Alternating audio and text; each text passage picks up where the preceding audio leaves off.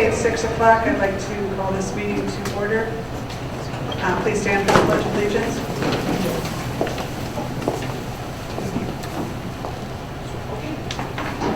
Allegiance to the flag of the United States of America and to the republic for which it stands, one nation, under God, indivisible, with liberty and justice for all.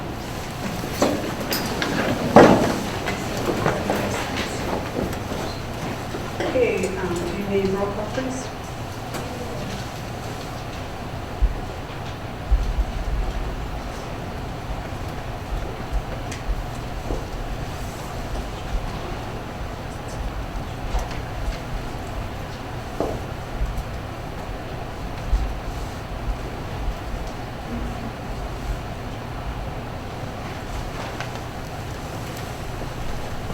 Mrs. Thompson. Present. Mrs. Rosenau. Present. Mrs. McHugh. Present. Mrs. Bobbsey. Present. Mrs. Druitt. Present. Mr. DeVos. Present. Mrs. Gross. Present. Ms. Trudel. And Mr. Allen. Thank you. We do have one amendment to the agenda. We are moving student reports up in front of Student of the Month because someone has to go to work tonight. What's it? Okay, go ahead. Add personnel under consent agenda. Resignation of Daniel Bergen, parapro. Junior senior high parapro.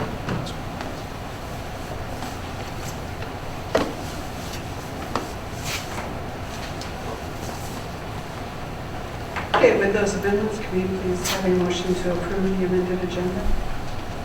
I move to approve the amended agenda as presented. Support. We have a motion by Ms. Rosenau, supported by Ms. Bobbsey, to approve the amended agenda. Any further discussion? Hearing none, all those in favor say aye. Aye. Opposed, same sign. Amendment approved. Okay, consent agenda. Under the consent agenda, you are approving the minutes from the regular meeting of October 27, 2025, and the closed session minutes of October 27, 2025, board bills and sinking fund bills, the resignation of Danielle Bergen, junior senior high parapro. I move to approve the items under consent agenda as presented. Support. We have a motion and support. Any further discussion? Hearing none, all those in favor say aye. Aye. Opposed, same sign. Agenda approved. Student of the month. Do you want to? Oh, that's right. Rep report. Student reports. Okay, yep, we'll get started with the student rep report, but first I'd like to welcome Preston Elliman, who is our newly appointed junior student Board of Education representative. Welcome, Preston. Izzy, you want to go ahead with your report? Yep. So we are currently looking at reassembling the SAT group. Right now we have Miss I to be the math teacher. And then we are looking for a new English teacher for the, so then we're thinking about doing Miss Gillespie if she's open to it. I'm hoping Susan Daughter's doing it this year. She's willing to do it.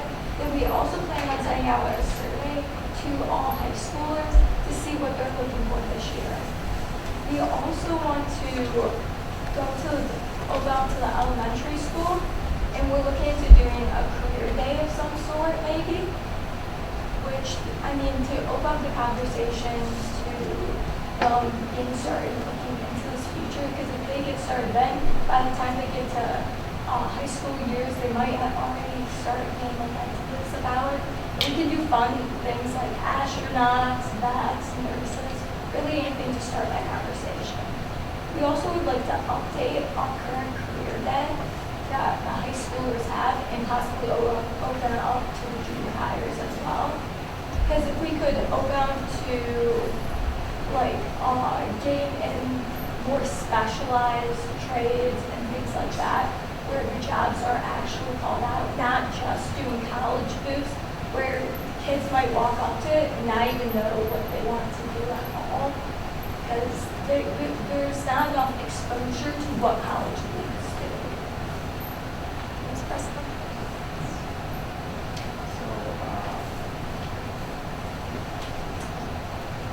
plan to potentially look into anti-bullying activities with elementary schoolers. We plan to begin incorporating the elementary student councils, students by asking them what changes they would like to see in our school. We also would love to get feedback from them on what they think of an elementary career day and bullying.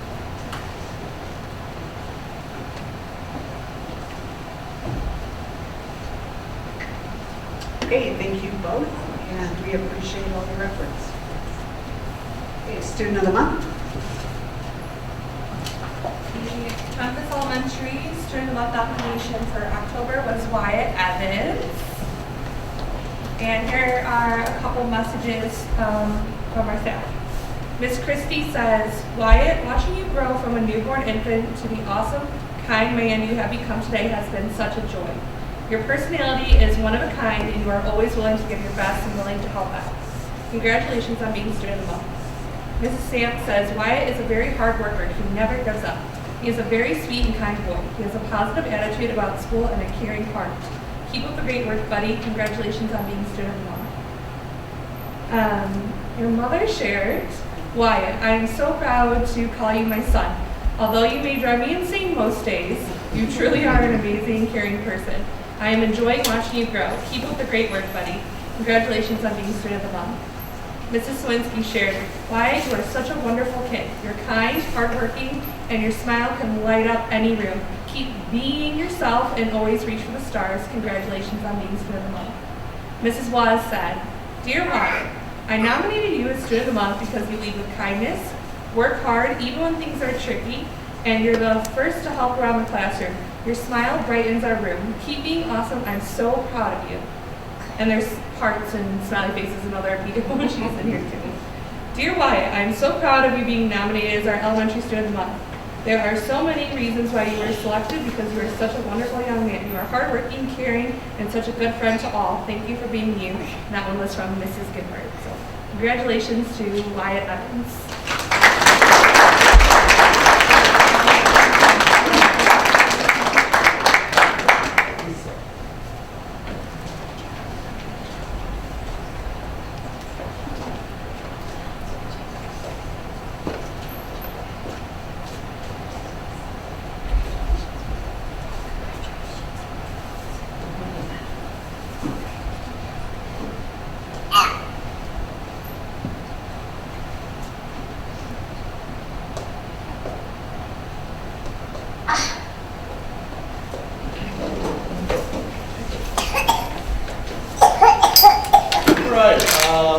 Junior high student of the month was Eliana Young, and she was recognized by Mrs. Gunston and Mrs. Smith, and here's what they had to say about Eliana.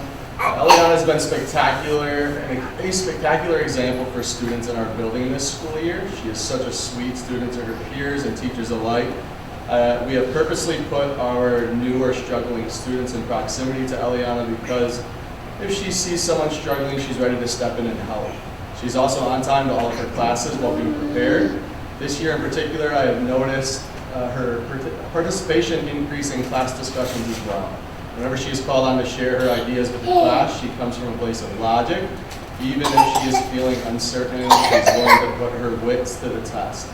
You can always count on her to prioritize her workload in class and get right to work when necessary, and she does a great job at balancing her schoolwork and interests.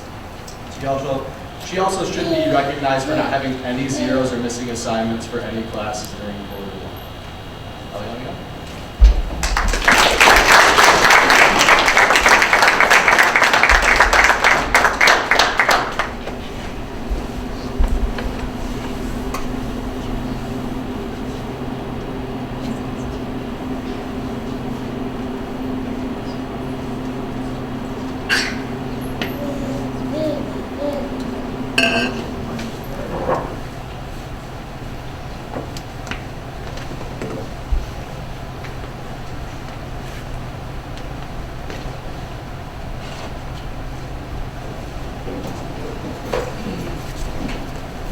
All right, and then our high school student of the month was Nicholas Brickle. This was submitted by Mr. Morrow, and what he had to say about Nicholas is that Nicholas stepped up and took on social media nomination posts and creating the junior high and senior high certificates for the end of our first quarter celebration. So, good job.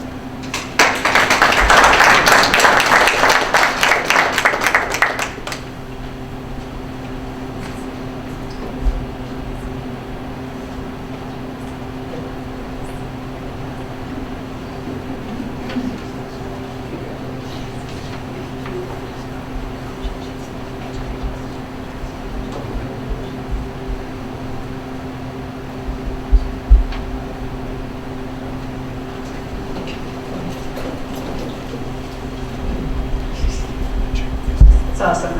Outstanding students, and we're very proud of them. Okay, on to the audit presentation.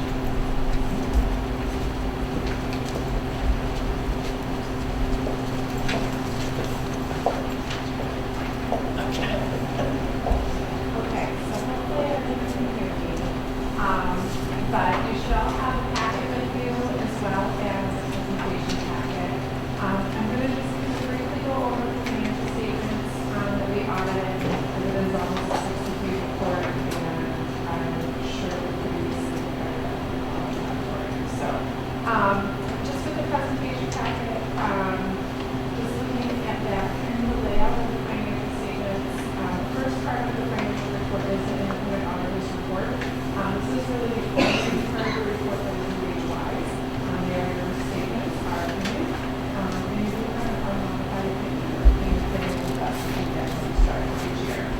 Next part of the report is management discussion and analysis. This is really a narrative written by the management to help readers really kind of understand the statements as well as get some summarized financial information on the district. Then we have the basic financial statements, which includes your district-wide statements, pages 12 and 13, your fund financial statements through page 18, and then also the financial statements on pages 1 to 3. So looking at your district-wide statement of net position on page 12, total assets of the district at the end of June was $26.6 million. You have deferred outflows of resources of over $4.1 million. Your liabilities was $26.3 million. Deferred vehicles resources were just over $7 million. And that left a net position for the district of $2.6 million. So there's quite a bit kind of broken up with your net position, as you can see on the first page of that packet. And quite a bit of it is restricted this year for specific purposes. On page 2, really looking at your general fund and really how you look at your financial statements on an ongoing basis. At the end of June, assets in your general fund were over $2.4 million. Liabilities were $1.2 million. Leaving your fund balance at $1.222 million at the end of June. And the activity for the year, your total revenues came in at $10,894,000. Your expenditures were $11,697,000. And then that's other financial sources and uses that added up to $361,000.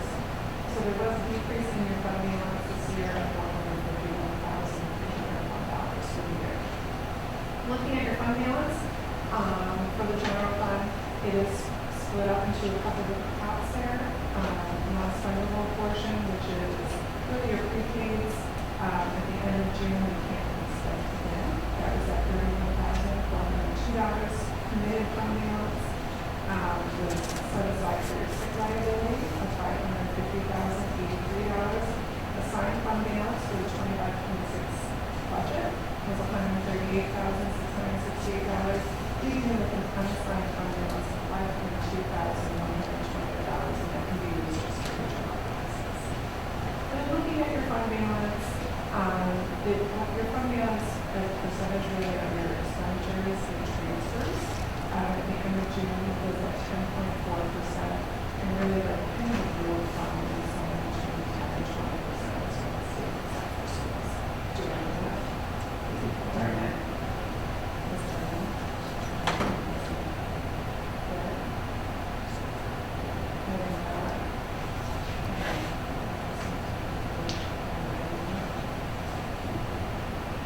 Test.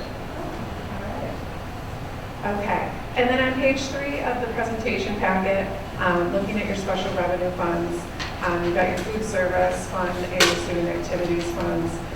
I won't read all those numbers, but the bottom part of that 2025 column for each of them, your food service fund had an increase in your fund balance, or your actual fund balance, sorry, at the end of the year was $7,985. And your fund balance in your student activities funds was $231,421. Your debt service fund, you can see your total revenues, expenditures, and transfers in there. There was a change in that fund balance of $173,213, leaving you with fund balance at year end of $405,878. And then your capital projects fund this year had revenues under expenditures this year of $204,414. However, your other financing sources totals were netted out to $7,442,859 with the sale of a new bond this year. So that left you with a fund balance at year end of $7,093,178. That really kind of goes through the whole of your financial statements. There's also a couple letters that should be tucked into that green folder as well. And that is your report on internal control as well as your audit communication letter. Those are both required for the audit. And we went through that with management when we came out and did a draft meeting at the end of October it was. It had been off a month somehow, but and then the other pages in the presentation packet there just goes through your general fund revenues and really kind of the makeup of them and really where they're coming from. And as you can see for 25 and 24, the majority of your revenues really are coming from state sources. I know it's not a surprise to you, but it's interesting to see maybe in a picture form anyway, but about 3/4 of your revenue all comes from the state. And then when we look at your expenditures, really looking at the same thing, and the makeup of your expenditures, the majority of your expenditures are being spent on instruction, 55% of your expenditures in 25 and 56% in 24. And then you can see on the last page there, on page 6, really the level of your revenues and expenditures over the last 5 years.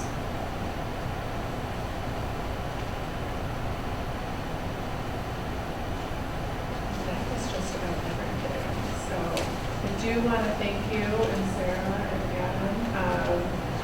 I know it takes a lot of work to pull everything together, and I just want to say thank you for pulling all of that and answering all of our questions and giving us everything we needed. So thank you.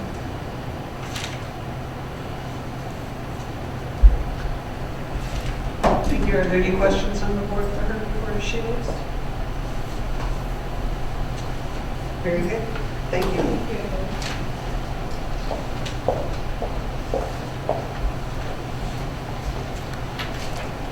Okay, board recognition and celebration. Do we have any tonight? I want to say the Veterans Day was really great. Ran opportunity. It seemed really great this year. I thought it was amazing. It was nice to see the families there and stuff like that. And I know the veterans that I hung out with and stuff really appreciated it and that keep it going and stuff like that. So thank you for putting the time and effort into it. Mrs. Food really gets all of the credit for organizing and putting it together, but I thought it was absolutely beautiful. It's the first one I got to experience too. So, I mean, seeing them come down the hallway, all the students lining the halls with the flags and the students dress up, and then having the breakfast, I thought it was super special and definitely something I want to continue and maintain the tradition here. I have one that I would like to pass on, and you're going to have to help me with it. Junior high, I believe, has a new elective that is home ec. And I have had more excited students tell me that they now know how to sew a button and use a sewing machine and are very proud of the work that they're doing. And I think it's a wonderful addition to the school day. And so please pass along to them that. That's awesome to hear them come home that excited. Sarah, can I ask you a question on that? Do they plan on incorporating that at all into high school since many have missed out that opportunity in junior high? It would all depend on staff showing an interest in having the ability to run a class. The one that currently runs it is certified through grade 8. Okay. So it would all depend if there was the knowledge base to be able to offer that as a class. Okay. Well, I know some students, that are in high school and like, we don't know how to balance a checkbook. I know. Checkbooks are not widely used anymore, but they have no clue how to even write a check. Right. So. And we can incorporate that, if not already, into the personal finance course for sure. Okay. Yeah. All right. Good suggestion, yeah. I did have one, sorry. So I recognize again Mr. Ash and Dan Boosters for their successful weekend, past weekend with the craft show, and even before that, Halloween show and the choir concert. It was fantastic stuff. I think it was the biggest it's ever been. I think so too. I only had 30 minutes to walk through it, but I've never seen so many vendors there. Have to wait a few months, and I heard there might be another one in the spring. Perfect, thank you. Okay, Be the Difference Award. Oh, there he is, he's hiding. You get to stand up. You get all the recognition. Okay. Mike has been nominated for being Jack of all trades and a master of everything. He is the bond chaos coordinator. He is our late night responder who comes at any given time when there's a need. He was here on Saturday because someone pulled the fire alarm. We thought it just went off. Further investigation, there might be a smoke detector. Well, I'm glad to hear that because my next question is going to be, what have we done with Ryan? What have we done for that? But anyhow, the amount of hours, Mike is in a position that often is like an unsung hero type situation. The amount of hours that he puts in, his level of care and his dedication is nothing short of extraordinary. And although I jokingly, consistently might say, I'm not here, go away, there's no money for that, anytime he knocks on my door, the truth of the matter is I need Mike, his family, his board, and the community to know exactly how lucky we are to have him on staff because he is remarkable. So thank you. Oh, I got to take your question. Always does it with a smile. Always. All staff loves me. Everybody has to get a hug. Sorry. This. And maybe I've been told that the husbands typically do this to wives. There may or may not be fuzzy socks in there.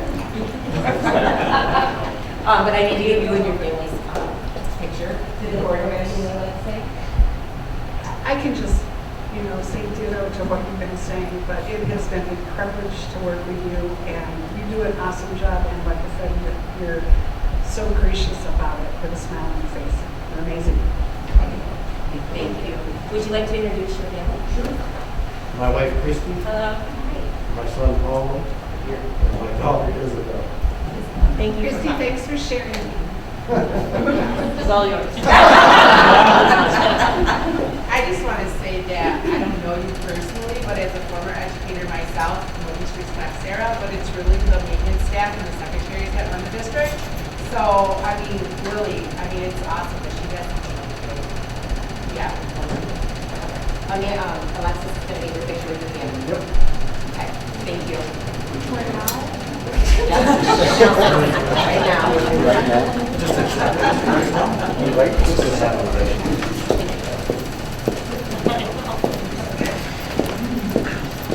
All right, well, let's start. Can you get me?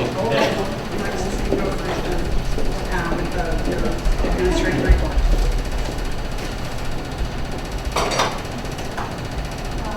You led into the first point of a special thank you to Mrs. Kuhn for organizing our Veterans Day Honor Walk and breakfast. It was a wonderful celebration of gratitude. We were honored to welcome so many veterans and their families, and we sincerely appreciate their service, sacrifice, and dedication to our country. In an effort to help support the needs of our community, Memphis Elementary has continued to provide breakfast, lunch, dinner, and snacks for students over the weekend. We are happy to announce that we have received a $7,500 grant to support the Backpack Food Program from the Women's Initiative Community Foundation of St. Clair County. That's also special thank you to Ms. Gifford for filling out the grants for that. Tricia Gifford, our literacy and instructional coach, has joined the countywide dyslexia work group. They are focusing on responsibilities to prepare our school for the rollout of PA 146 for the beginning of the 2027-28 school year. She is also meeting with St. Clair coaches for planning and to receive training necessary to meet the needs of the school.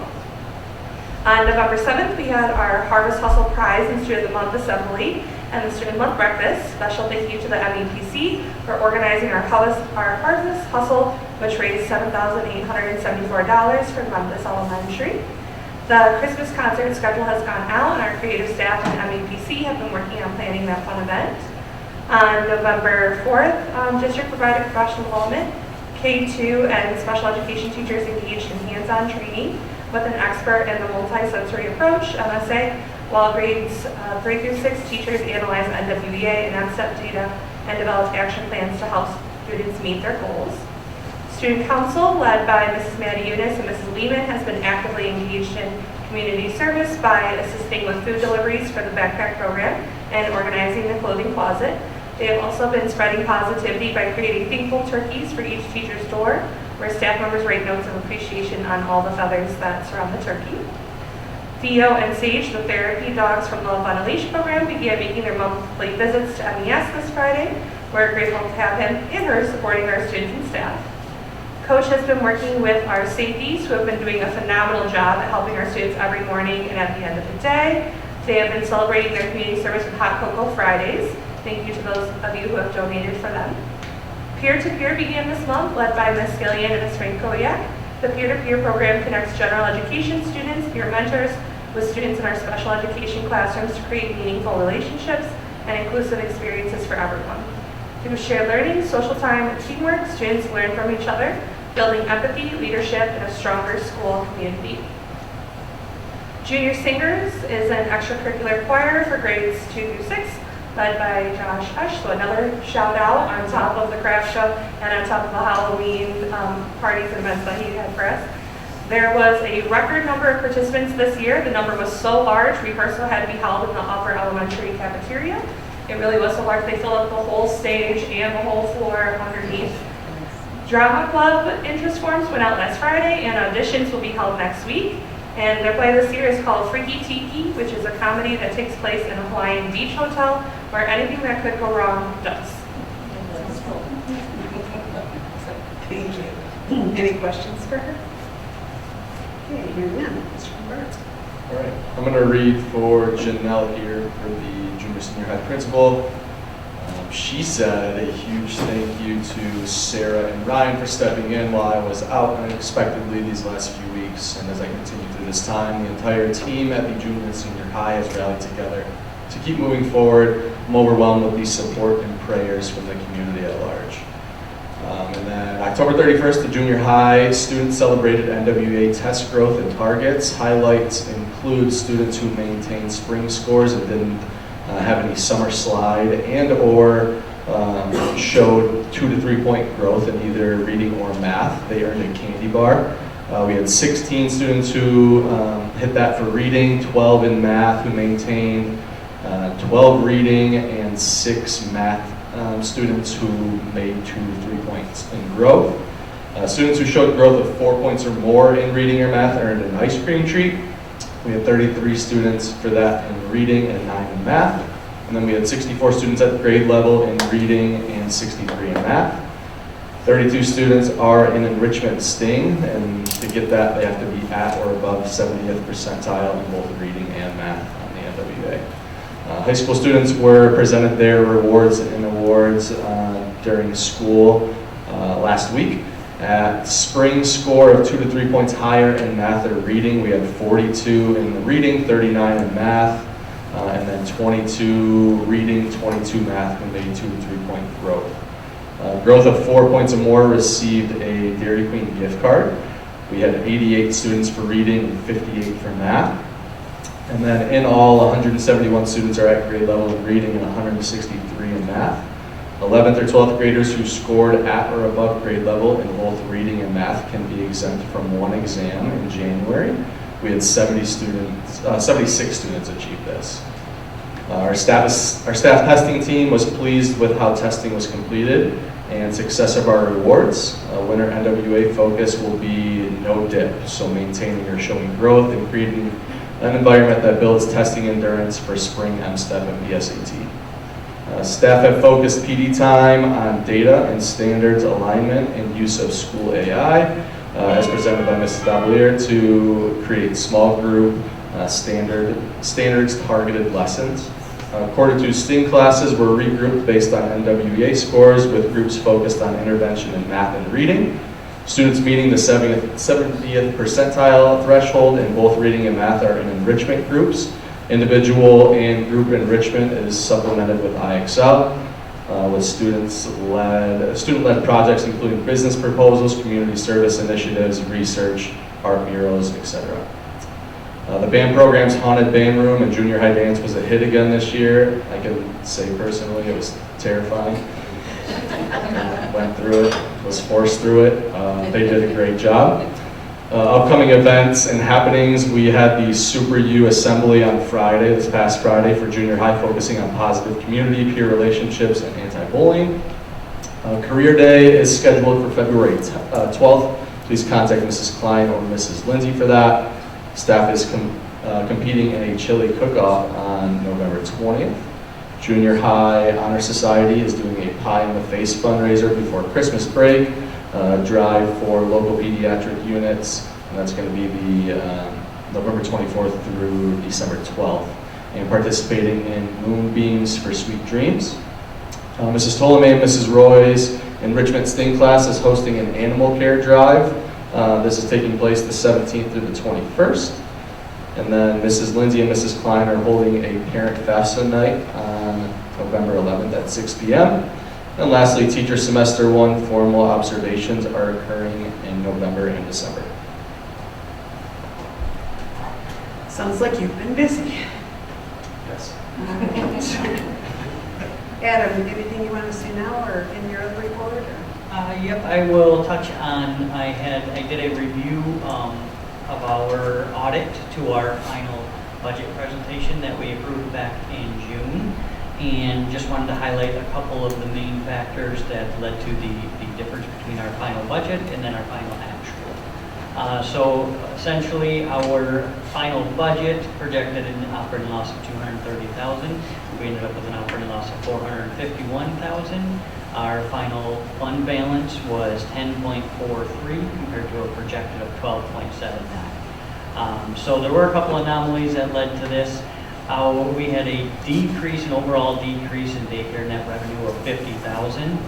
We had 2 state aid funding categoricals that were to be included in the 24-25, and because of delays at the state level, they actually removed them from 24-25 and added them to our 25-26 year. So those totaled $52,139.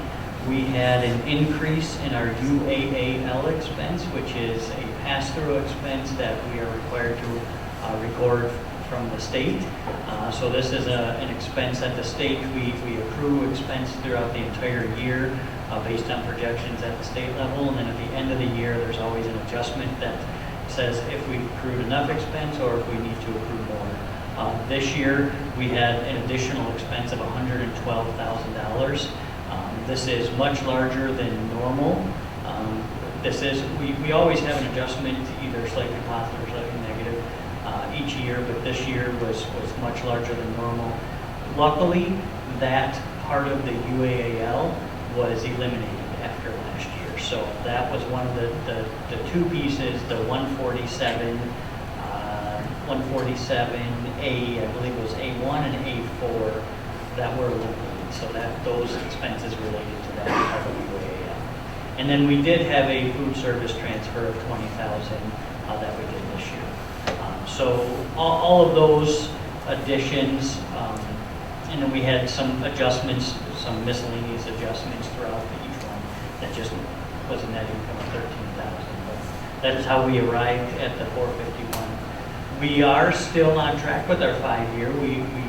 We had anticipated about 11.7 for our 5-year, and we finished at about 10.43. So we're a little bit off, but we're based on our A1 budget, which I'll touch on shortly. We're right on track with where we want to be with our 5-year. $50,000 lost in the daycare, that seems like a lot. Is there any reason specifically why that may be the case? So it was not uncommon for our daycare to run at break even or at a small loss. For years it ran at that level. When COVID hit, there were several grants that were put in place for the child care system throughout the state. This is the first year that there were no longer any COVID-related funding. So now we're back to our just operating income, operating expenses. In addition, one benefit that we've had in the past and that we elected to continue with for last year was free daycares for transportation staff in an effort to try to get more transportation employees in, and also for daycare staff in an effort to get more daycare staff. So again, we try to keep it as reasonable as possible, the rates, and there's not a whole lot of wiggle room. It's just not a very profitable business. It's more for trying to make sure we're here to serve the community, and those students can be Memphis daycare students, then Memphis kindergarten students, and so on. So I will say Sarah and Trish and I are meeting tomorrow to discuss daycare and the operations the current year to make sure that we are remaining as independent from our general operating expenses as possible. Adam, the grant that was a third with the county and the district and where did that went away for our employees or people that work here? It did. That's true. Yep. So can I ask a question regarding, has our enrollment gone down for daycare or everything is also being staffed?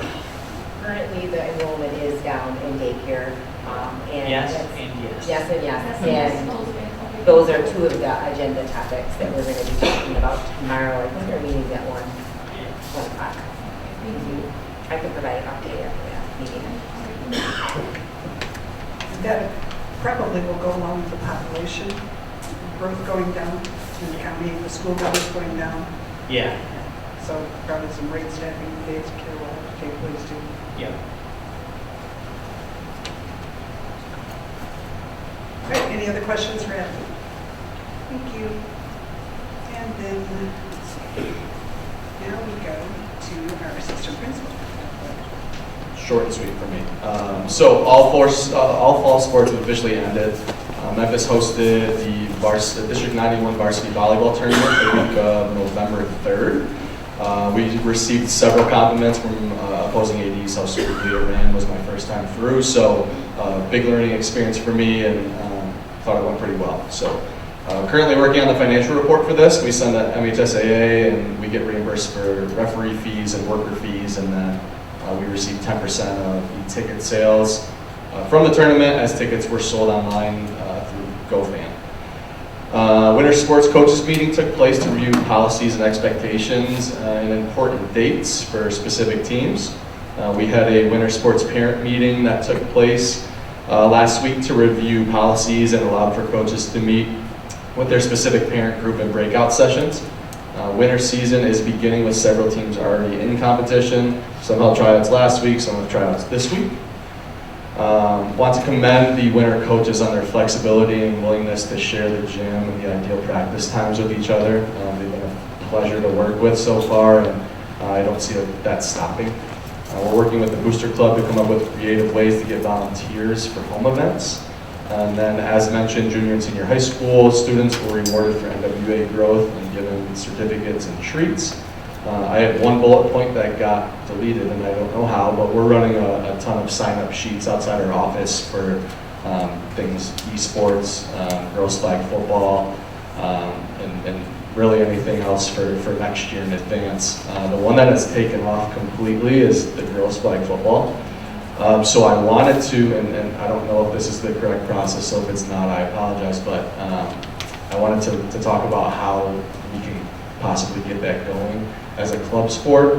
Everything is funded through the Lions. The Lions do it, and USA Football supplies a lot of this stuff for us. The only thing that is necessary is to pay $600 in referee fees. Games are on Saturday, so everything is parent drive. But we just, I guess I don't know the process on how to get that approved to get going, and I wanted to bring that to you and ask you about that. Basically, you make a recommendation to the board, and the board will approve it or disapprove it. Funding, you told basically the same things. Sure. But it would just be an initiation. I would like to start this program. We have so many people interested in it. Contact with whatever and put it on the agenda, and we'll Okay. go over it. Okay. Thank you. Ryan, is flag football a spring? I thought I seen it in the spring. I Yeah. thought when they were MHSA talking about a couple of years ago, making it MHSA sport, it was supposed to be a fall sport. It's a spring one right now. It's a 5-week event. Yeah, it's 5 weeks. You got to sign up by the summer stuff. So it's a pretty tight deadline here. We have 21 girls signed up for that. So again, that's why I was apologizing for bringing this up. Yeah, well, we have to move it to an action item. Do you already have a coach in place, or? All righty. There it is. Voluntold. I think that what would be best is if we just add an action item for the approval for flag football for the spring, meaning next spring. This spring, yeah. Coming up real soon, hopefully after November. Okay. Thank you. Sorry about that. What's that?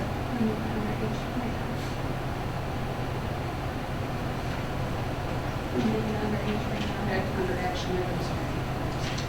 No, H. Yes.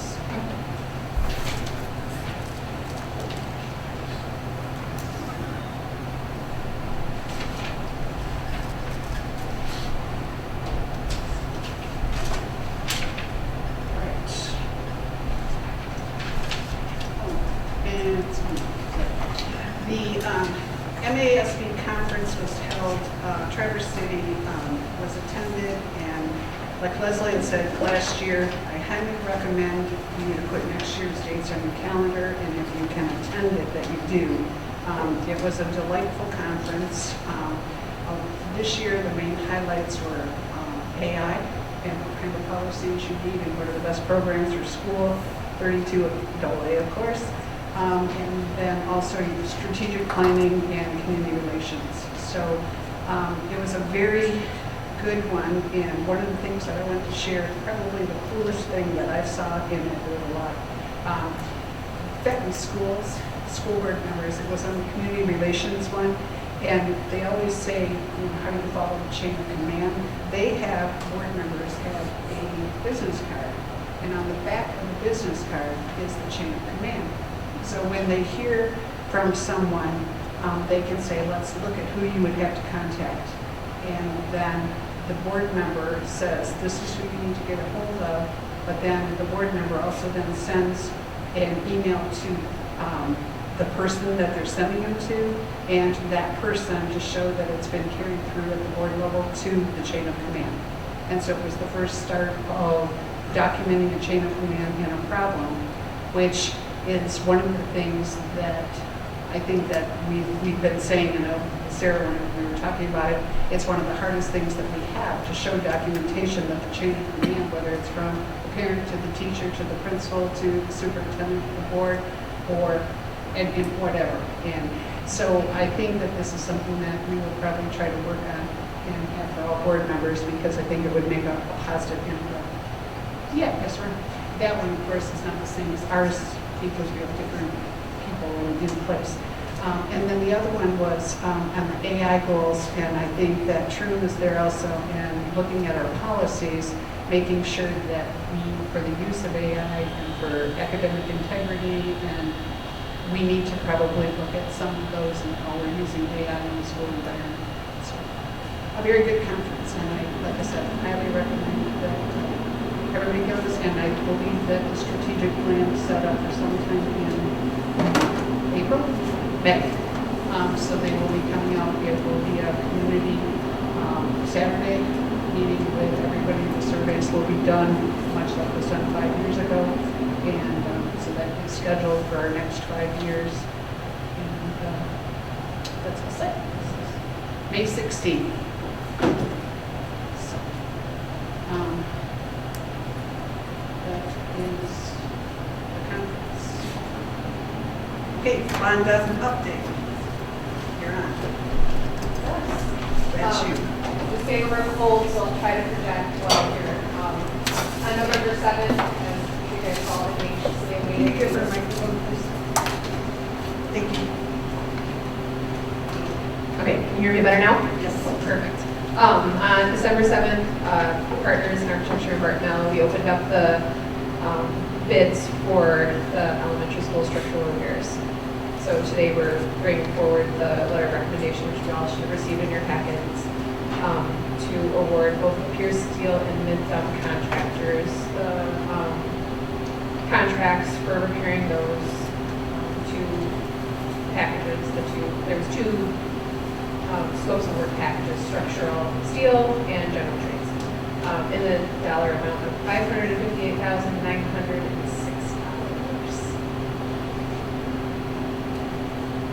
Any questions, comments? I know we've all been waiting for this one. Vicki, can you explain, because we talked about it at our last meeting, once the bid is awarded, myself included, like I want to see stuff happen in 9 a.m. tomorrow. Right. But you guys have been very good at managing my expectations, and I appreciate that. But could you, what you said and you and Don said at the last meeting was very helpful, and I will not be able to do it justice. Yeah, and I'll let Tim comment on schedule too. I can give you, so once you guys vote to award this, if you do, then contracts will go out to the contractors. That'll take a little bit of time for Barton Allen to get those coordinated and signed by everybody. So you'll see a little bit of time for that, and then shortly following that, Tim's going to be on everybody to get submittals. So you're not going to necessarily see anything happening over there right away, but we're going to be doing a lot of work reviewing submittals, which is all of the product information and how the contractors are going to be doing things in that space to, one, implement it, keep everybody safe. There's structural shoring that needs to be engineered by the contractor's shoring contractor. So that's going to take a little bit of time for them to get put together and for us to receive. Our structural engineer is going to review that. Our Mal is going to review that. We're going to review that with the schedule, with everything that has to get implemented. There's going to be a few weeks involved with that. I'll let Tim take over on that side because he's more familiar with that side. It'll be a few weeks because we're waiting for them to give us the design of the structural support that we need in that building to continue our repair of the arches. So I'll call them tomorrow or even tonight, some of them, and tell them we need you to get started. So most of them, with that notice from us, we'll get them started before their contractors do it. So we're pushing everybody along to get things moved ahead so we can get this done as quickly as we can and get it back into service for the district to use. So that's where we're at with it. It'll take a little bit of time, but you'll see things happening. We're scheduling next week for them to put the valves in to discontinue some of our heating lines while we're in there working. So we're going to do that ahead of time, get that taken care of. We're going to start working in there every day. The basic question was when we asked, when will it be finished, this year or next year? The answer was, we said next year, but we might get done earlier than that. That is absolutely correct. We're going to push them as hard as we can to get done as soon as we can so we can put it back into service for the kids. That's our goal. but that when everybody sees everybody working, it doesn't mean it will be done this year. It's just going to be Right. done as soon as possible. There's a lot of steps that are going to be involved because scope of this kind of work and removing the bad structure, putting in the new structure, but putting in new foundations first. And so there's going to be these incremental things that are all moving together. So you'll see little things happen safely and quickly. But it starts with a motion to approve the bid. Was this cost, like, were you like, oh, great, or was it like, ugh, gross? You know, I mean, I don't, you know, I'm just wondering what you were kind of expecting, what we should be expecting on I this. mean, we all know it was an unexpected cost for the bond in general. I believe the high end of what Mark Mello's team was estimating was around 1.2 million. Oh. So, and it was anywhere from like 7 to 1.2, depending on the bidding environment at the time too. So I think we were all very happy with the numbers. Okay. We've got great contractors that are doing it, ones that we worked with before. So I think we were happy with the results. Okay, thank you. Yeah. And then there was, you know, we are accepting one alternate right now for metal panel in the building. So that was nice to see. I move to approve bid pack number 6 award as presented. Support. We have a motion and a support to approve the bid pack number 6 as presented. Any further discussion? Hearing none, all those in favor say aye. Aye. Opposed, same sign. All right, it is passed. Thank you. Fully expected done by January 1st. If only we could. I know. Second. Okay. Action items. Public comment. We have two. Okay, and please Kim Wilson. use the microphone.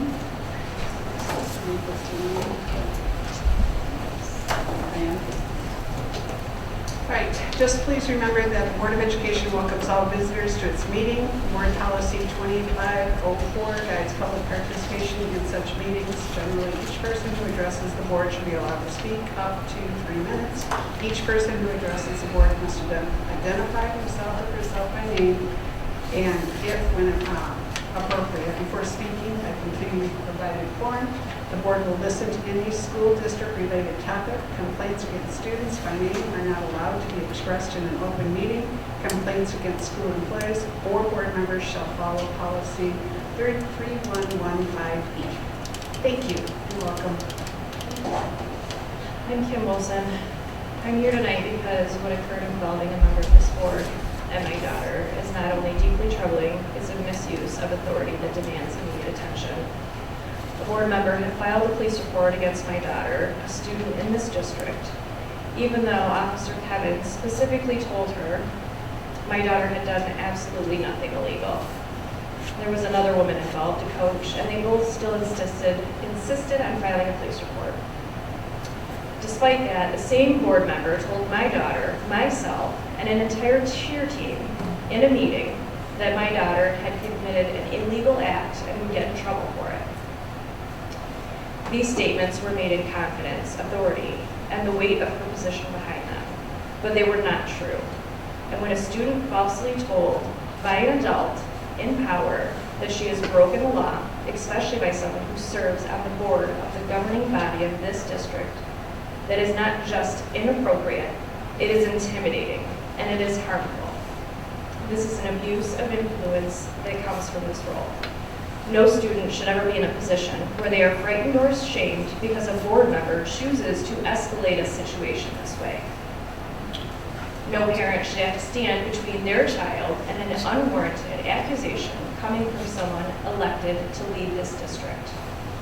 I am urging you to confront this behavior directly without hesitation, allowing a board member to make unfounded legal accusations against a student and to present those accusations as facts to other students sends a message that the power can be misused without consequence. That is unacceptable. You have a responsibility to protect our students, to uphold the integrity of this district, and ensure that leadership positions are not used to intimidate or mislead. I am calling on you to take decisive action and make it clear that this kind of conduct will not be tolerated by anyone on this board or the community. Thank you. Danielle Shear.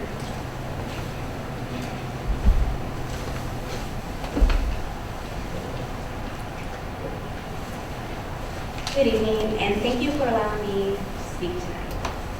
Healthy leadership depends on healthy dissent, consistency, and transparency.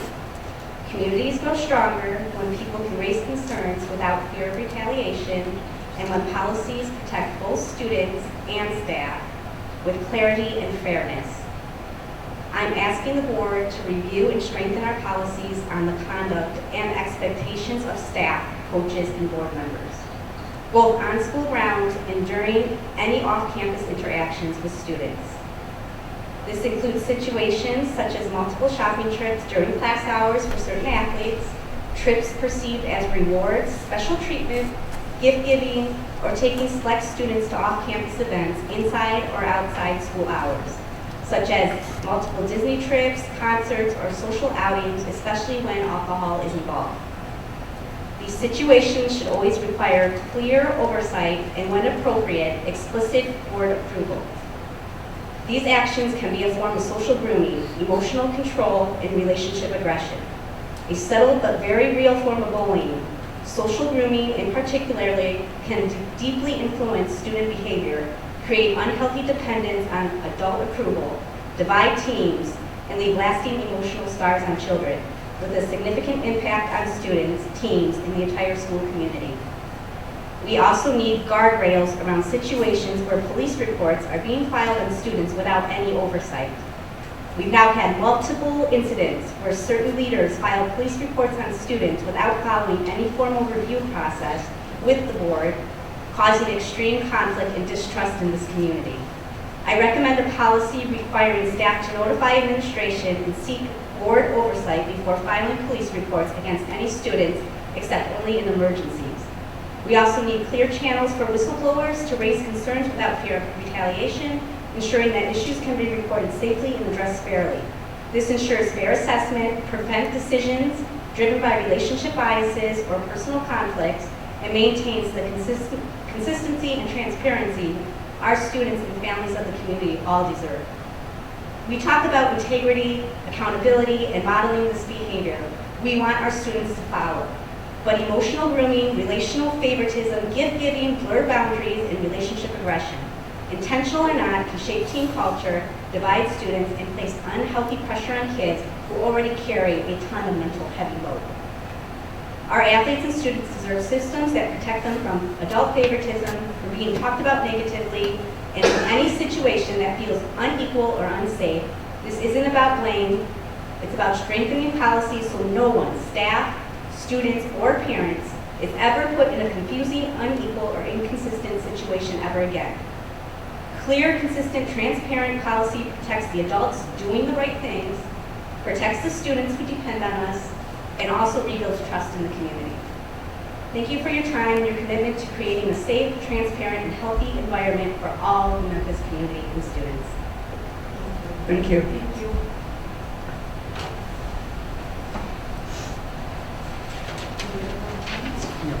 Thank you. Okay, correspondence, we have the True Law Notes of October. And so, Adam, I just have one question for you. The competitive bid threshold increase, do we have to do anything with that, or is that just something you do? No, we don't do anything with that. Okay.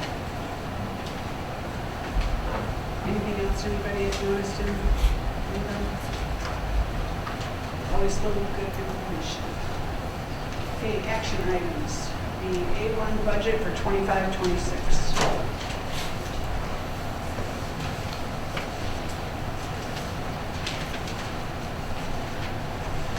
Are you ready for me? I'm ready for you. Okay. So A1 budget looks good. I had talked at the last meeting that we finally got a state budget, and I would put the new budget in place and let you guys know what kind of effect that would have on our books. So, first and foremost, the state aid, we originally had projected down 50 students with an increase of 200 per pupil, knowing that that was pretty conservative, but didn't want to count on it and then have it come through like nothing, no increase like it did last year. So our actual is down 45 students with an increase of $442 per pupil. We saw an increase in at-risk funding. I have removed our 31 AA funding for the time being. This is something that we'll have to discuss, and if we elect to move forward or if they change the language on that, then that's something that I will add back for future budget versions. We also had an increase in the enrollment stabilization funding that was continued from last year. And then, as I had mentioned before, they had eliminated a couple of the UAAL funding categoricals, so 147A1 and 147A4 were eliminated from last year. We had a decrease in Title I funding, and then our allocations for IDEA flow-through and IDEA preschool special education funding was decreased as well.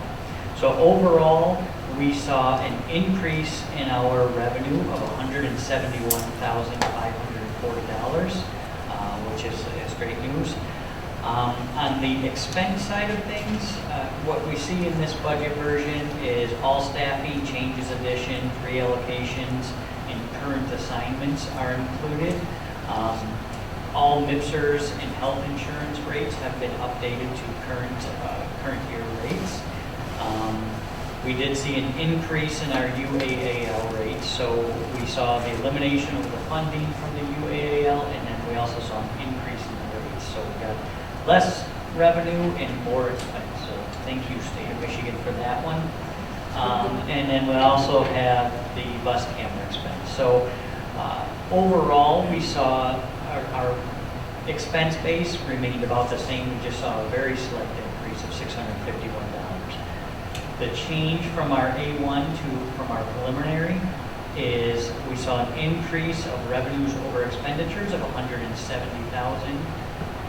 And we now show a net operating revenue of $32,221 with a projected fund balance of $1,254,495, or 11.84%. Anybody have any questions on the general fund before I move on to food service?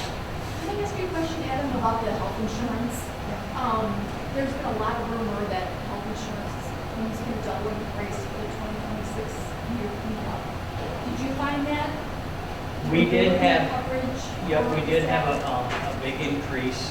We have been with Michigan Planners for our health care for a long time, and their rates went up by almost 20%, and we actually got very favorable quotes with Mesa, which also offers Blue Cross Blue Shield.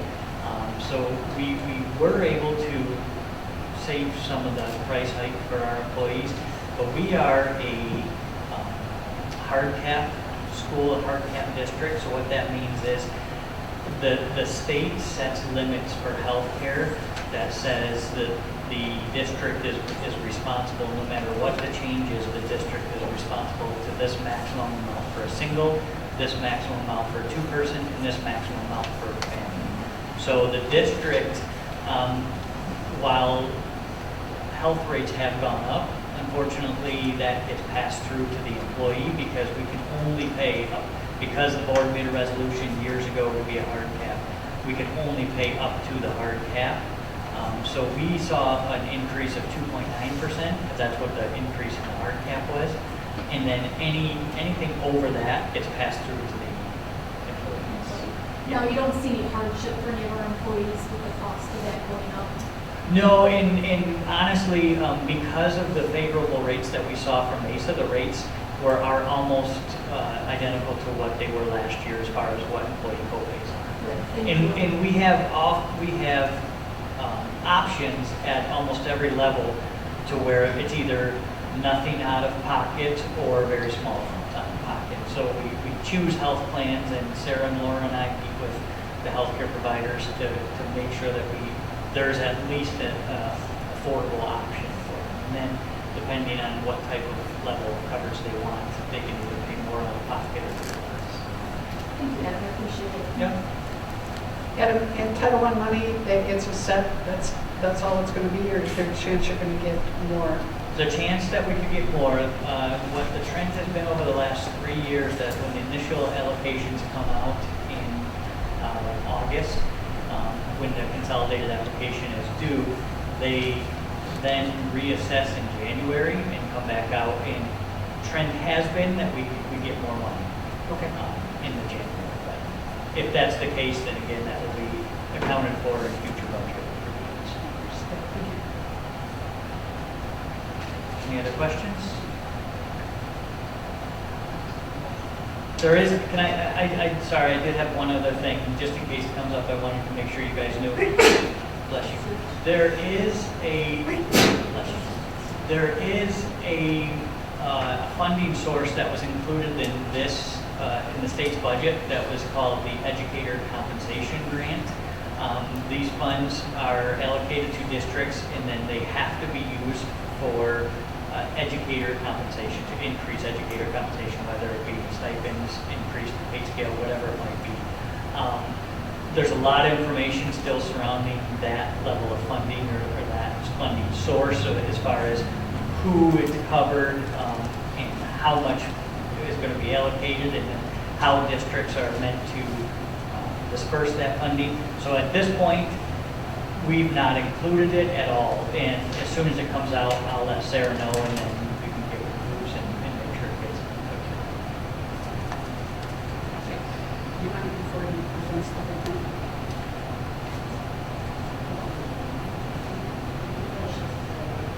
Okay, I was just going to say that's presenting.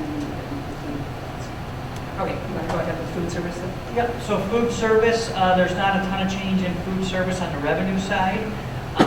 On the expense side, we did see a good decrease.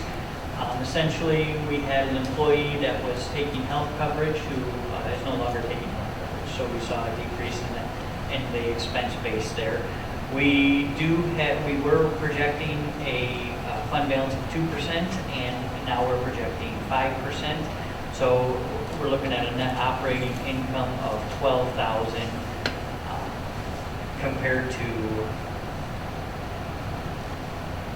I'm sorry, we had a change of $12,000. So we're now looking at an operating income of $15,562 for the year.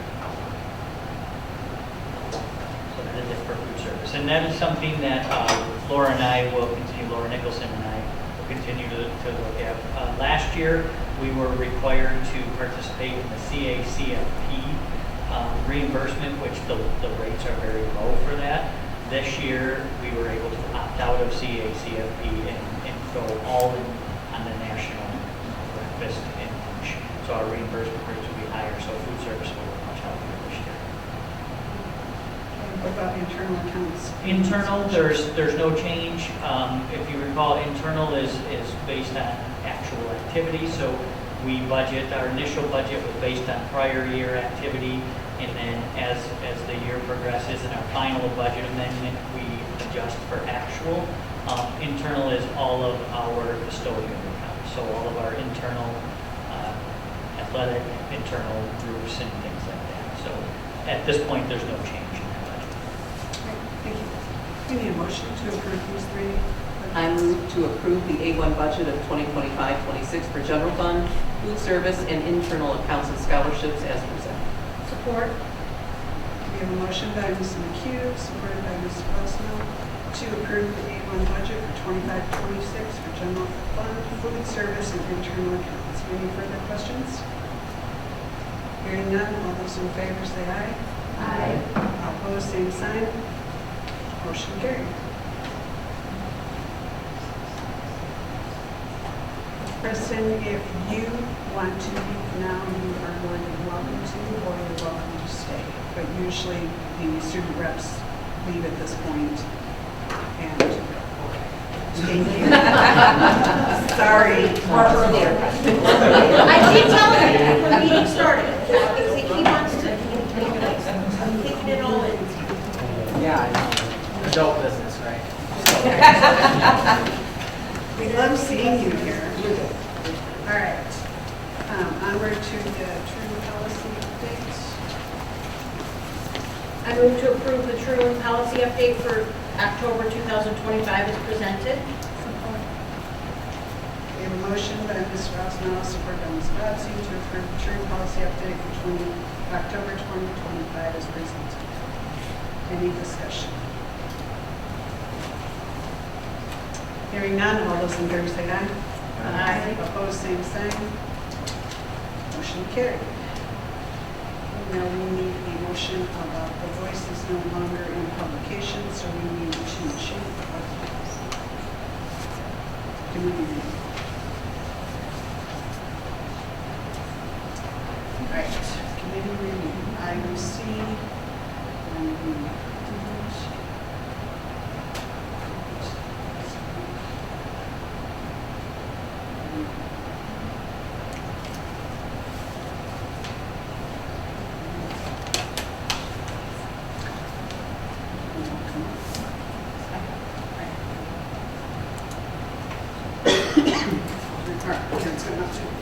okay, we usually have, okay, like, I know that Karen, you're still staying in Lisa, sinking fund, we had myself, Leslie, and Chris. Facilities was Lisa, Leslie, and Chris. Policy, we had Amanda, Leslie, and myself. Athletic, Amanda, and Lisa. And finance was me, myself, and Karen. So we're looking as far as Brenda to join a committee and discussion of which one you might possibly be interested in sitting in. Is it possible to table this until after the closed session? I don't know my life. Right now, but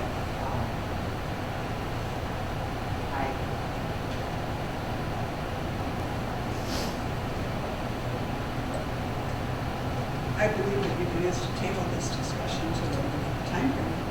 yes, that would, we could maybe, if it would be okay to take that, maybe,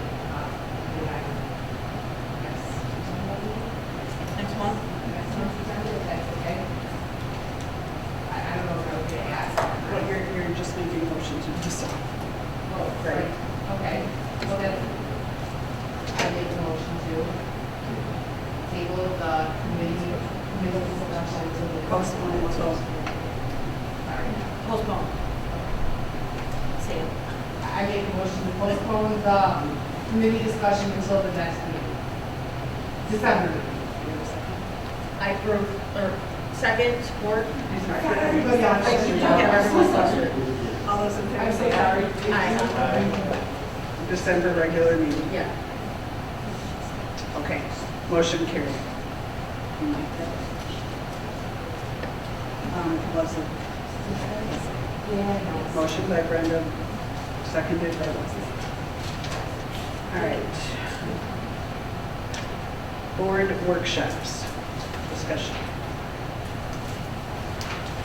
Yeah, so this is a topic that I requested to be put on the agenda. And we touched base lightly last month, but we had a small attendance, so we decided to postpone it to this month. And I would just like to discuss with the board my feelings on getting back to basics and obtaining the training necessary to be an effective board member. We all, as required, have to take, once we're elected, Class 101, or how to be an effective board member. And then you also are required by law to take the superintendent evaluation course in order to evaluate the superintendent appropriately. There are many other opportunities to learn about so many different topics that are happening in our school districts, whether it's legal, law, there's probably, I don't know, 50 classes we can take. Many are reimbursable. It's no cost out of our pocket personally. The ones that are reimbursable, the school fronts the cost for you to take the course, and the school is reimbursed. It is really, really, I'm very passionate about this because we are in the business of educating students, and we are in the business of education.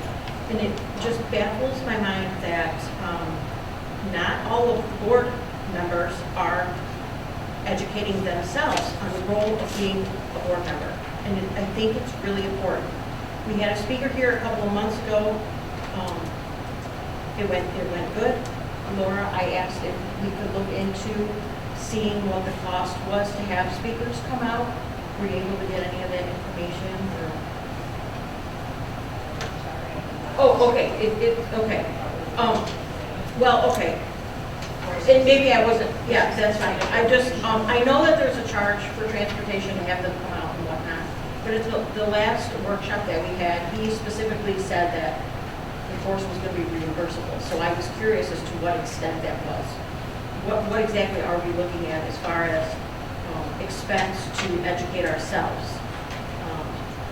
A lot of courses are available virtually. You can go in person.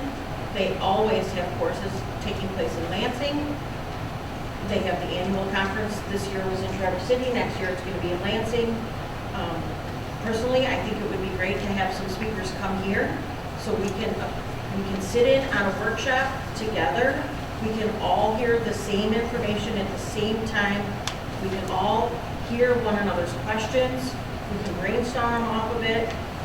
Or several of us attend the annual workshop conference together because we are allowed to do that for the purpose of learning. You are not in a situation where you're in a forum if there's 5 of you going for training. So you're not you're not violating any open meeting rules by obtaining information. I think we even talked about too last month, Leslie, was if we did one via Zoom or something, we could go into a room with a large screen and we could all sit in there and participate that way. I think we all talked about the benefit of doing it together. Well, even when we have the speakers come in, I think we still, there's a couple times where we all anticipated seeing the speaker differently, even though we heard the information too. So I think the more that we do as a group would probably be beneficial too, because even then we do look at things differently and things when they say things. That's time too. But we do have the budgets set aside every year for this also. Laura, she said that it was reimbursed on all MASB training? Not all. Many, yeah. So most of the courses are $159 per board member. And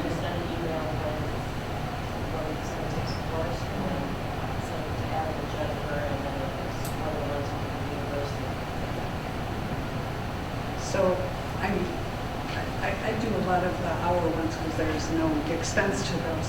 But how do we know for sure? Because I don't know what the professional development budget is for board members or the board in total or how much money we have, which is something that maybe you guys can let us know what it is. But it's very different because your CBA 100 level classes, I know those are $159 apiece. And so if 8 of us are all taking those classes to get that certification, that kind of money I don't think is in a budget.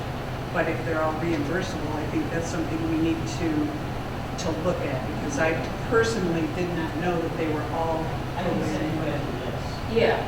Yeah, we can get it right on their website too. It says right on the MASB, and the majority of the 100 level courses are reimbursable. And then there's a handful of the 200 level and a handful of the 300 level that are reimbursable. But I think that the other one too, besides just the classes, some of the hour-long lunch ones, like they just had lunch on, 32A, they had an hour-long 32A, and it was with people from all other districts, and so it wasn't just taking a class, it was hearing what's going on in other places. And they usually have one or two a month, or just an hour from 12 to 1, and that's all they are, so you can plan on, that are very beneficial to your MASB. Yeah, and that email should come right to our, it comes to my, I don't know if it's something I signed up for, but it comes right to our email box. Yeah, yeah. Well, and you know, as valuable as it is, people's time is valuable too. Most of those classes are, 2 to 4 hours, and it is just something that even if we can kind of look at taking one class a year, everybody strives to do that, it would be a great way to start. Another thing too, if someone does take one, like take notes on it or take like your top 15 points or something, and then during the meeting, like share that, kind of like what you did with your this card example right here. Because you take class A and your B and your C, and you need to bring 3 points that you learned from it. The rest of us all just learned 9 new things and we didn't, or ideas or whatever, and we didn't even attend it. So that's something too that we can share amongst ourselves and learn. Most of the 100 levels are something that you cannot say, like school law is one of them, and there's no way that you can take that 4-hour school law class and training and put it in a nutshell. And so I think that there's some of them that are just excellent. I agree with you of sharing things with your training, but some of them. You learn one thing. I always thought whenever we go to conferences for the day and stuff, I learned one new thing to take back to my classroom during that day. It was worth my time. You learn lots of things during the day, but just pick like your, maybe one law answer, like for example, the law, one law that you didn't even know was a law, and then just, I don't know, I haven't taken a course, maybe I'm not being reasonable, but I just, one thing, everything should be that. I think that's a good idea, because Leslie's done that with some workshops that she's gone to. She's come back and reported what she was doing with those workshops, and really brought back some great information to us. It's important to look, I think I think it's 8 or 9 of these online, I think all the 100s, some 200s also, and they're not, you don't have to sit through the whole 4 hours. You can do a couple modules, and then you come back to the next day. A week later, if you need to, you can pick up where you left off. So it doesn't have to be a 4-hour class. Oh, okay. You do make it more convenient too.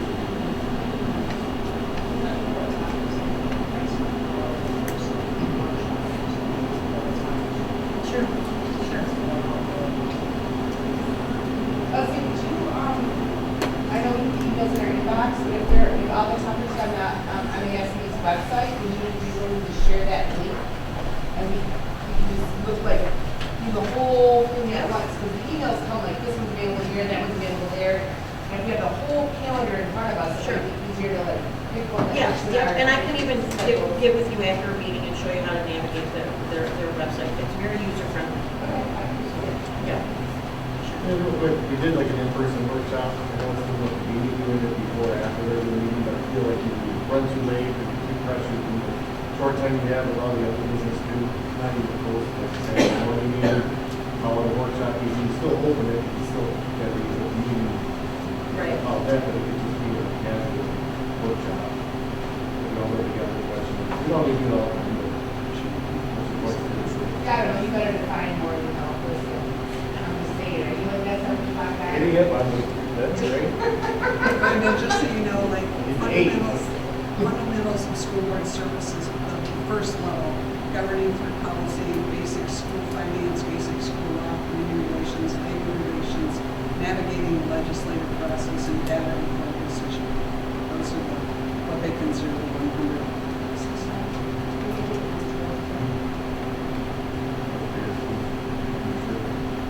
But you're right. I think that having, my own personal opinion is having those and then having the school board meeting after it makes it too long of a night. And that it has to be a separate time, not in addition to a school board meeting. Any other discussion?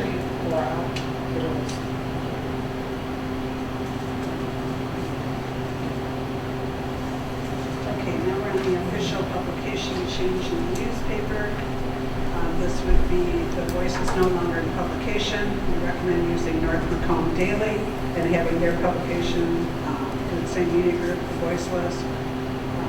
So we need the motion to change. I move to approve the use of the Macomb Daily for our for our official publications for the time period of November 17, 2025 through the organizational meeting in January of 2026. It was moved by Member Rosenau, supported by Member Bobbsey, to approve the use of Macomb Daily for official publication for the time period of November 17, 2025 through the organizational meeting in January 2026. Any further discussion? Hearing none, all those in favor say aye. Aye. Opposed, same sign. Okay, now we are at State School Aid Act 31AA.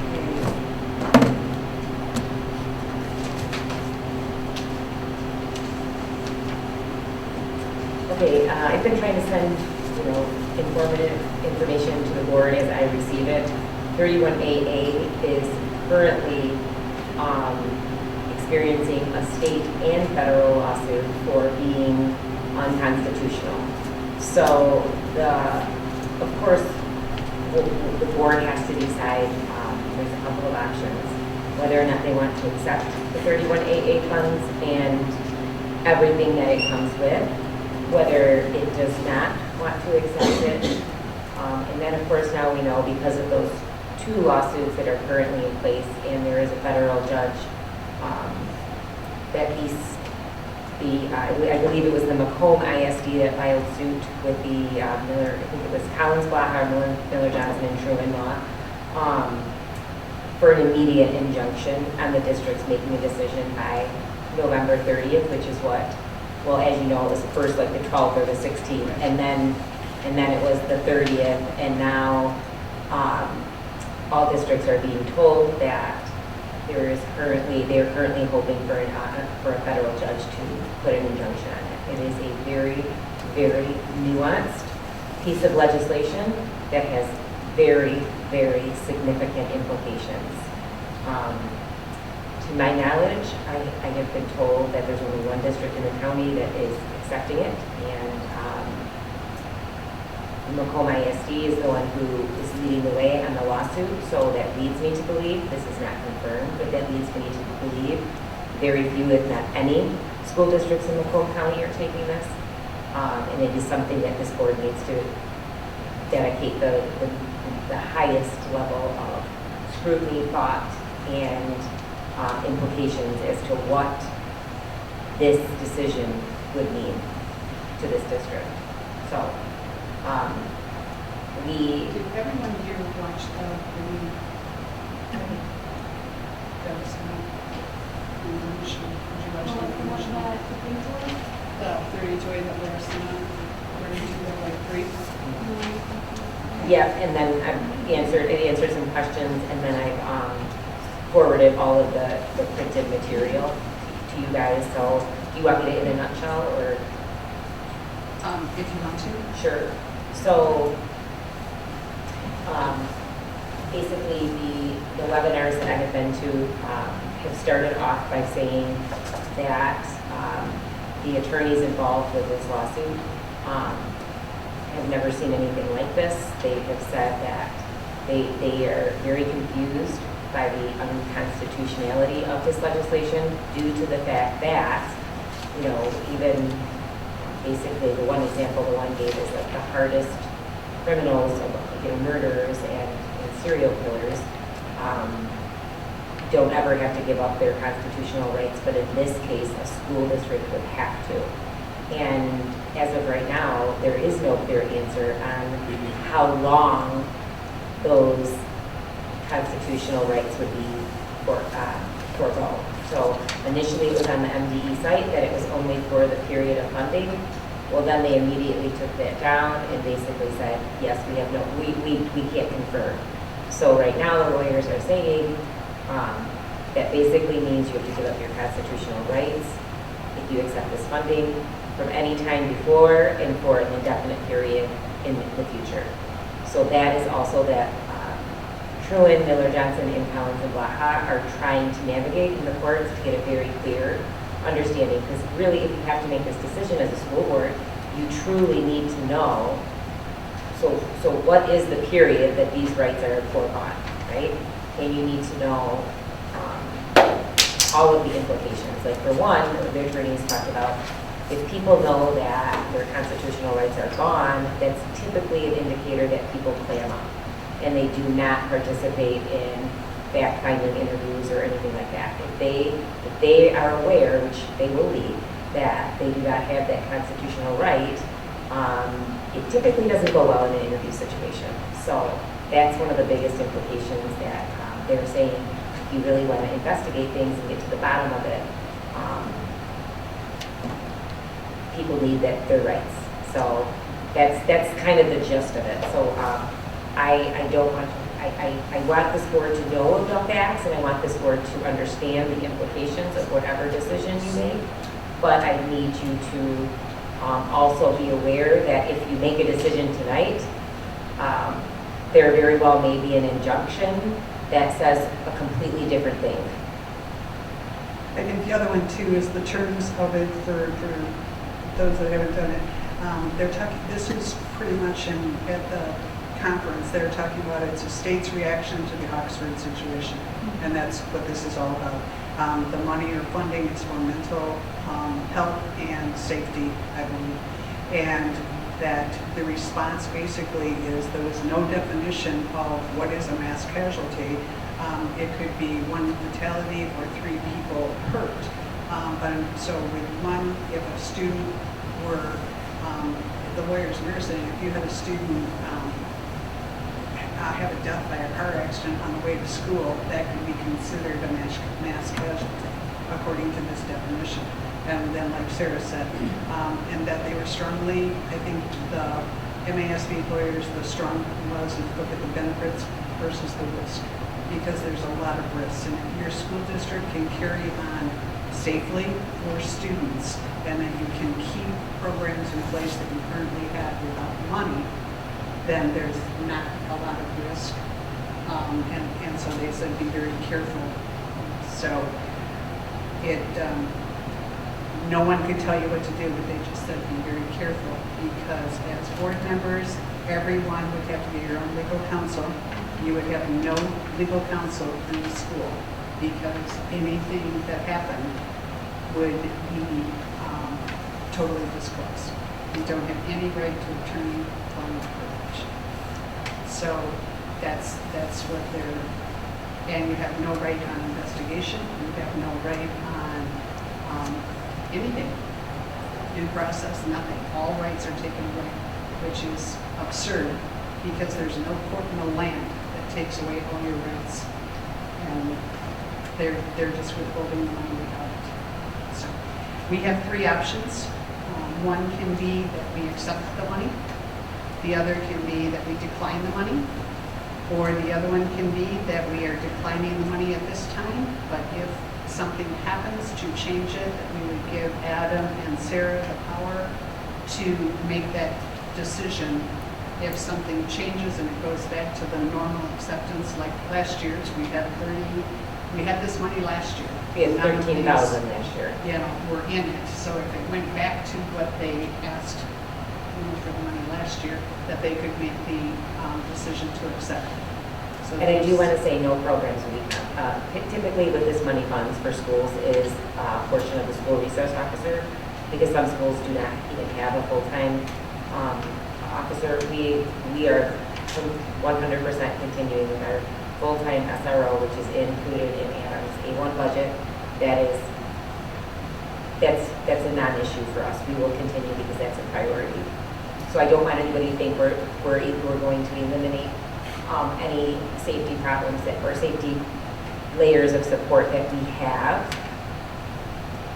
irregardless of what decision the board makes. But we were actually lucky too, Sarah. You wrote other grants for safety, and many of the safety initiatives that have been put forth in this district were paid for through other grants, so we haven't had to rely on state funding. Correct. So your ability to write the grants and get the grants has got new locks on doors. It has got many of the security cameras. It's got many of the things that people may use this funding for already. So we aren't losing anything by not accepting.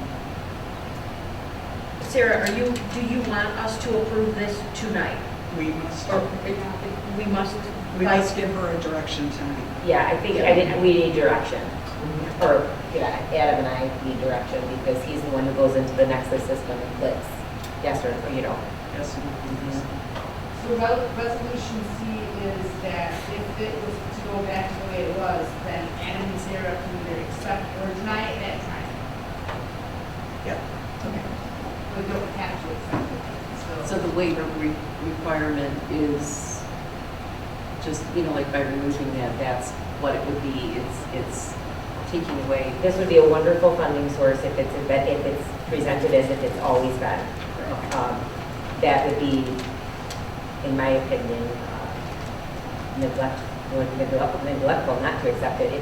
If the legislation is the same that it's always been. They've never had these provisions in there that your constitutional rights are foregone if you accept this money in fact. I haven't talked to any attorney who thinks this is even constitutional. And it's no other state. It's No the other state state. of Michigan. Correct. And so, would someone like to make one of these motions? I move to decline the 31AA funding at this time, but authorize the superintendent or designee to accept the funds if the waiver requirements ultimately remove resolution C as presented. Support. Okay, it was moved by member Bobstein, supported by member McHugh to decline the 31AA funding at this time, but authorize the superintendent or designee to accept the funds if the waiver requirement is ultimately removed and resolution C as presented. Any other questions? All those in favor say aye. Aye. Opposed, same sign. Motion carried. Okay, bond sale resolution.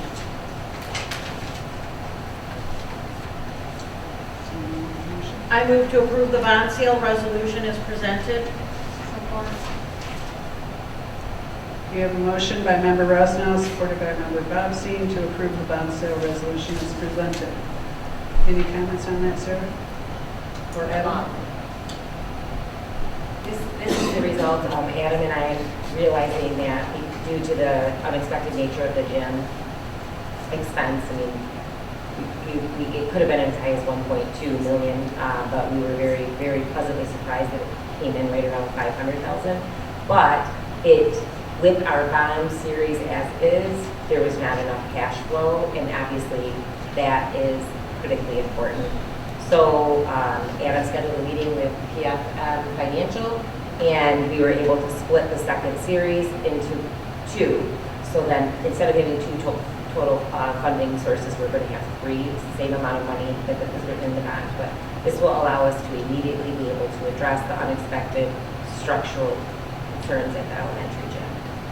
Adam, did I say anything wrong or leave anything out?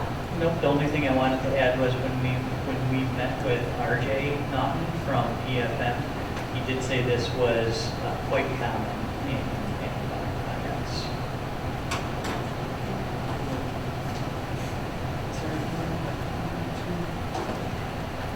Any other questions? All of those in favor say aye. Aye. And opposed, same sign. And then, do you need a motion for the blanket budget presentation? That's just this one. All right, and we have a copy of that. Okay, superintendent comments? H. H. Oh, yeah, you Okay. So this is the new action item H. I move to approve the development of girls flag football for spring 2026. Support. We have a motion and support. Rosenau and which one? Lisa Jurek, to approve flag football for girls for the spring 2026 season. And any further discussion? I'm excited. Hearing none, all those in favor say aye. Aye. Opposed, same sign. All right, have fun, tell the girls we're us. Okay, superintendent comments.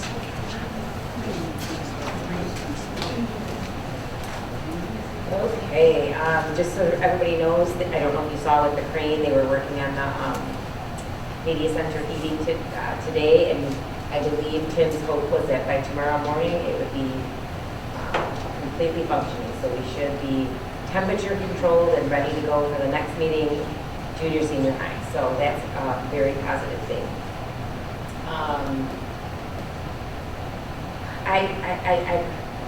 This next comment is going to be sort of with a heavy heart, and I hope you know that my intentions are pure and genuine.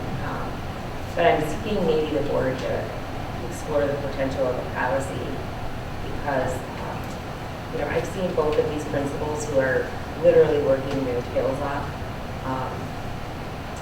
receive some extremely disheartening emails. And I've even had teachers in the last couple of weeks reach out to me and say that they've just been getting ripped up and down one side and down another. And I guess I'm seeking guidance because it's my job to advocate for our staff. And Alexis and Ryan are doing a phenomenal job. I mean, Ryan is a first-year principal who has literally been thrown. He's doing both, and he's doing them extraordinarily. And Alexis is a first-year principal, and she is doing an equally extraordinary job. They are learning, and I've been working and mentoring and coaching, and the feedback has always been received and has never been repeated. They are doing a wonderful job. And when I have a 27-year teacher reach out, experienced teacher reach out to me and say, I bought yours. I can go, I do this job every day because I love it. But I can't respond to these things, and so I just am seeking a little bit of guidance because we all want feedback. I want feedback. I thrive on feedback. I want accountability. But I also want to make sure that our staff is not crying for 2 hours after receiving really horrible things. Sarah, can I ask you a question, please? Yes. Obviously, it's numerous staff that's receiving emails. Are any of them threatening, harassing in nature? I would indicate that. I don't know. Have you guys sought legal counsel on I that? have not. I have not.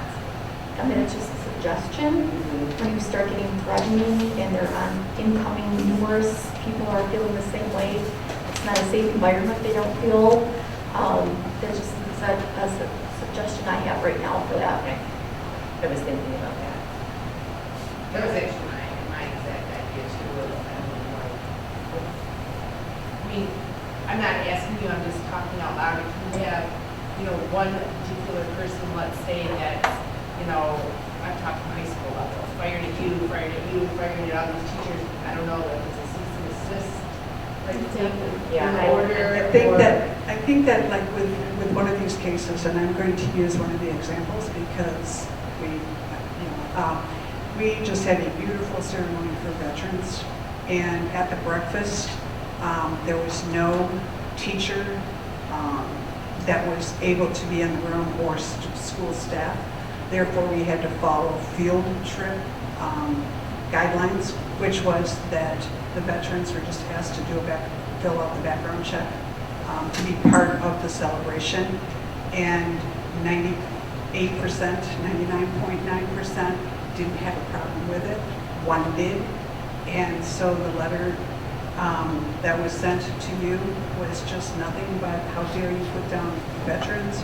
They are, no one was saying that we did this because, and when the letter went back to them saying we followed full school policy, it was still, you're lousy people, you are lousy leaders, because you would dare do this to our service veterans.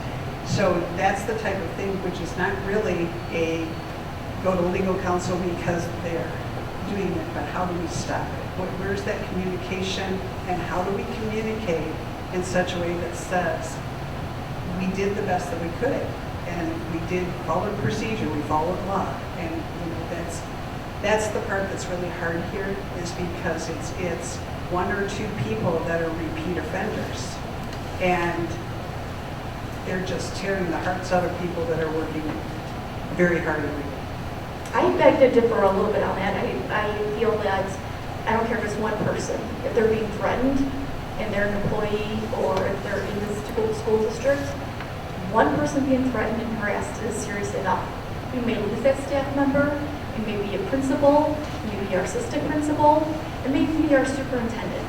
And then where will we be when we don't address even that one threat and that one harassing person? When you say legal action, what do you look for? What is it? Legal advice, I misspoke, legal advice on how to handle this. Yeah, just advice. I mean, you don't, I mean, you can reach out to legal counsel and they can say, we've got nothing for you, and you're gonna have to figure out this out on your own, but you don't know if they have something or nothing unless you ask. So I don't see why you would ask. Advice I see, I'm Yeah. not sure how to stop First Amendment rights, that they can speak. Well, I think, First Amendment is freedom of speech, not freedom of consequences. So in this particular situation, what are the consequences maybe that can be offered up? Well, and do you even have to continue to respond? I mean, It's there's hard for me been, because that's just who I am. I understand, but I want for a meeting and I want to try to resolution seeking. I don't think that there is one person at this board table that would argue with student safety. Student safety has to be put first, period. If somebody has a problem with that, that's on them. I mean, keeping our children safe is top priority. If that offends somebody because they have to fill out a background check, then don't attend. I mean, I'd like to take a minute and look at this, I know we've had some issues over the years with public servants on the streets, nurses in the hospital, teachers in the classroom.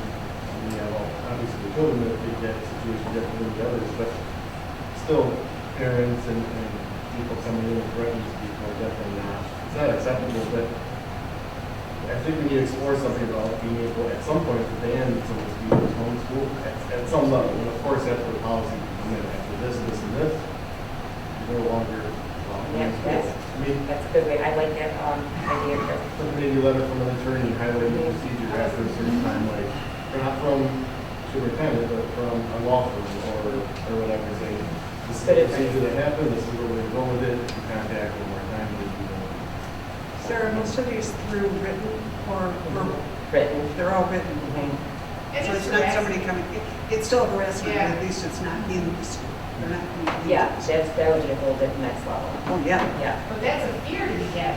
absolutely. And now you're talking about safety for everyone in the building. We can stop it before it gets to that point. Exactly. How can you do that without violating the constitutional rights? I mean, there is a There's a balance. balance, of course, but I think if it comes on a Trinity letterhead, it sends a different message than just coming from you.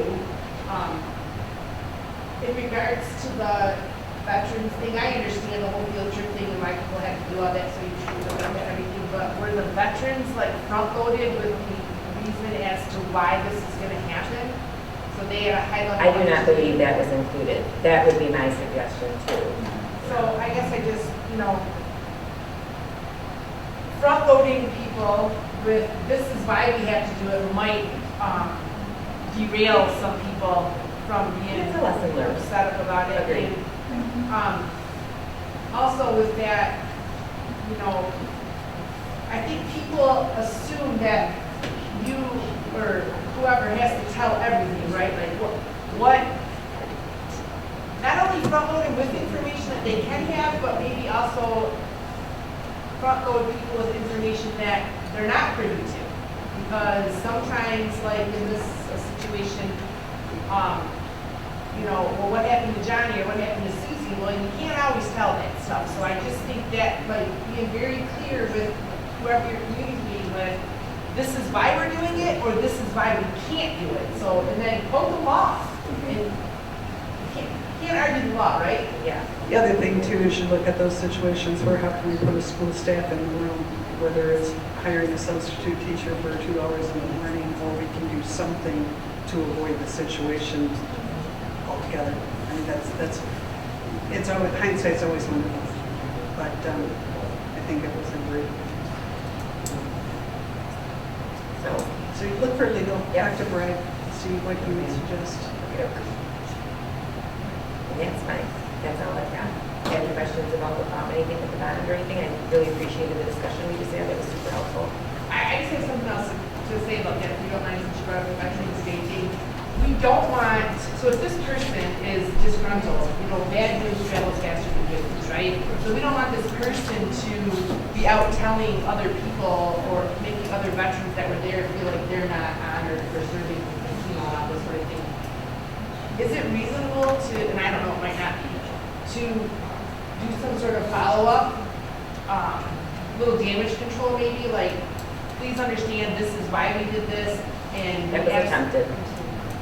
That was attempted. Are you talking about to have all the veterans? Yeah.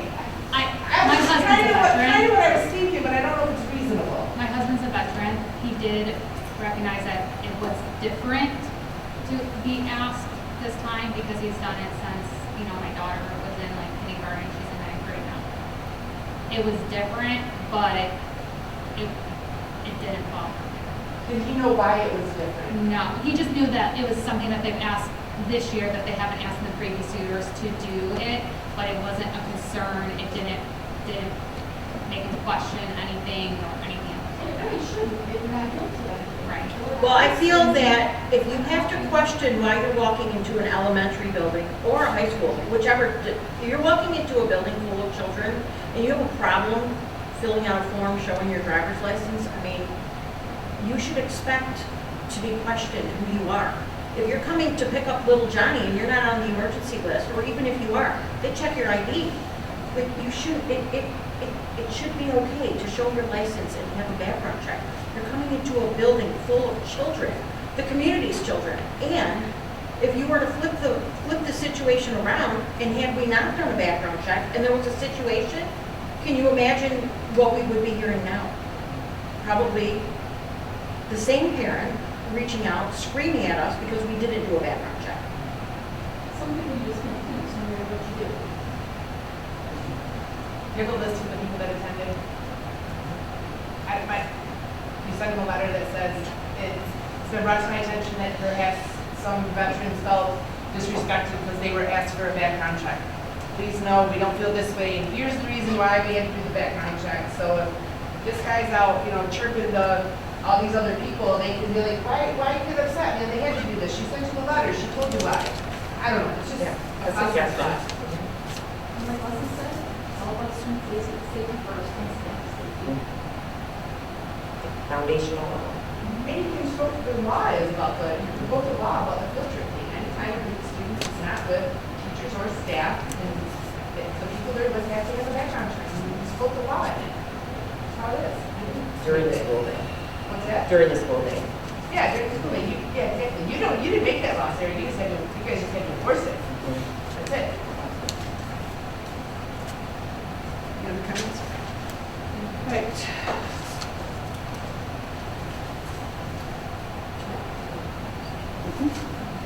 Motion.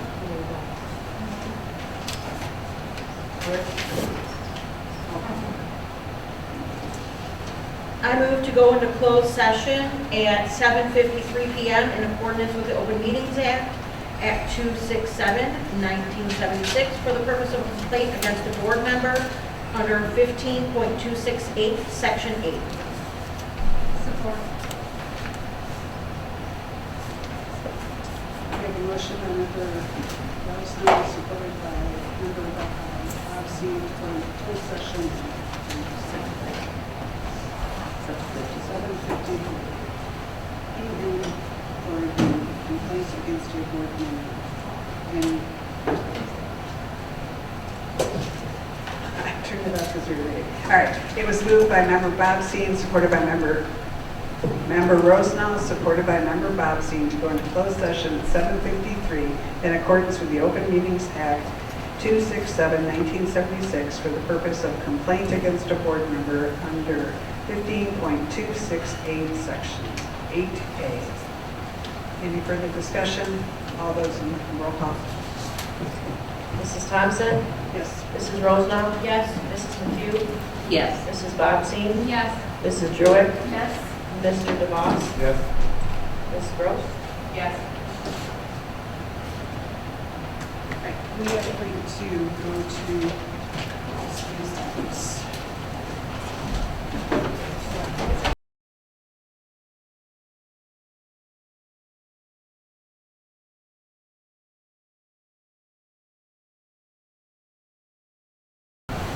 All right, we are back in open session. Are you all set? Okay. As a result of the complaint against a board member, the school board has decided or has learned that there is some policy that needs to be developed. So the policy committee will be meeting to develop a coach code of conduct, coach discipline, and any of the disciplines will be retro back to this event. The board member involved will be removed from the athletic committee at the school board level, and the board member involved will be removed from the policy committee for the development of the coach code of conduct and discipline.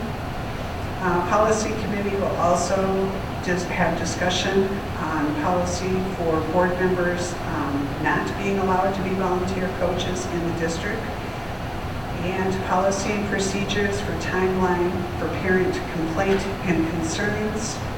And lastly, there will be contact made by the athletic department with the head cheerleader leading coach to discuss cheerleading complaints and development for a plan of improvement.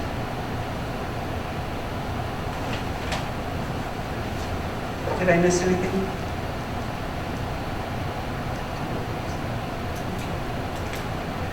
With that, we have a motion to adjourn. Make a motion to adjourn at 10:02 p.m. Support. All those in favor?